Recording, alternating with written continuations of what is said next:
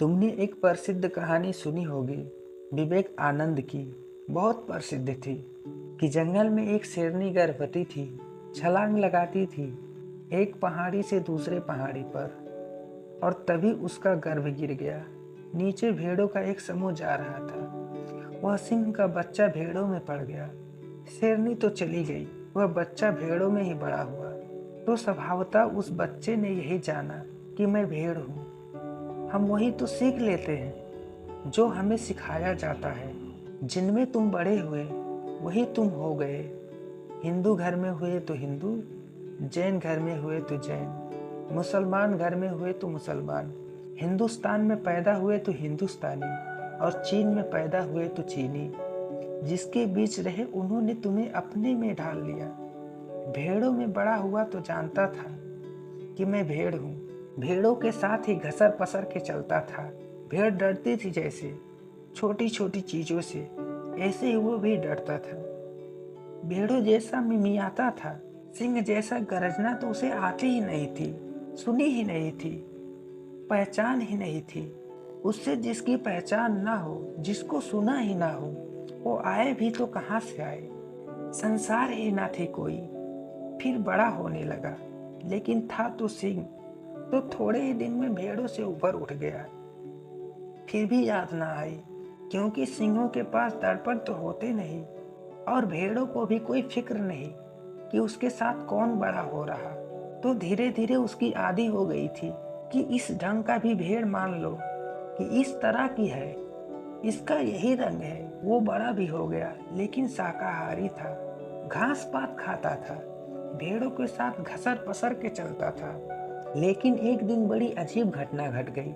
एक बूढ़े सिंह ने भेड़ों के इस झुंड पर हमला कर दिया। वो बूढ़ा सिंह तो चौंक के खड़ा हो गया। वो तो भूल ही गया हमला इत्यादि। इनके बीच में एक जवान सिंह भागा चला जा रहा है। ये तो उसने कभी ना सुना, ना देखा, ना शास्त्रों में पढ़ा। ये क्या हो रहा है? उसे अपनी आंख पे भरोसा ना आया होगा। उसने आंखें मीड़ी होगी कि ये क्या हुआ। ऐसे तो कभी देखा ही नहीं।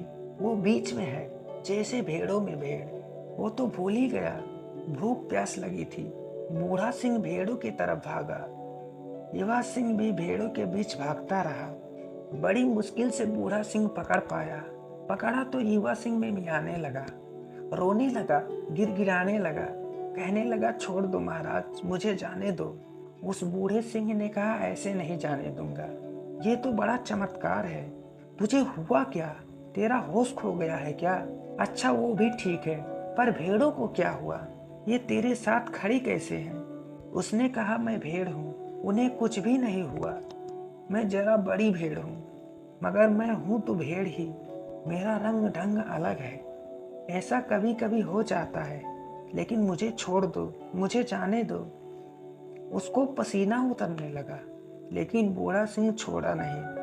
घसीट के ले गया, झुका, खुद झुकाया उसे और कहा, पानी में देख। जैसे ही उस युवा सिंह ने पानी में देखा तो दो तस्वीरें दिखी, बूढ़े सिंह और अपनी। गरजना निकल गई, सिखानी ना पड़ी। ऐसी गरजना की पहाड़ कब गए। बूढ़ा सिंह भी कब गया। बूढ़े सिंह कहा, अब तू जा, तुझे जहां जाना हो। एक क्षण में सब बदल गया। अब वो भेड़ नहीं था, उसे अपने स्वरूप का बोध हो गया। बुद्ध पुरुष ऐसे ही करते हैं। बुद्ध पुरुष बूढ़े सिंह हैं। कोई तुम में आदमी बन के बैठ गया है। वो पकड़ पकड़ के ले जाते हैं नदियों के किनारे और कहते हैं, झांक के देखो, तुम वैसे ही हो जैसे मैं हूँ। वैसे ही अमृत तुम में भी भरा है जैसे मुझ में। जरा देखो मेरी शकल, अपनी शकल पहचानो। न तुम स्त्री हो, न तुम पुरुष हो, तुम चैतन्य हो। वह बूढ़ा सिंह ये बात बुद्ध से सीखी होगी, निश्चित बुद्ध से ही सीखी होगी।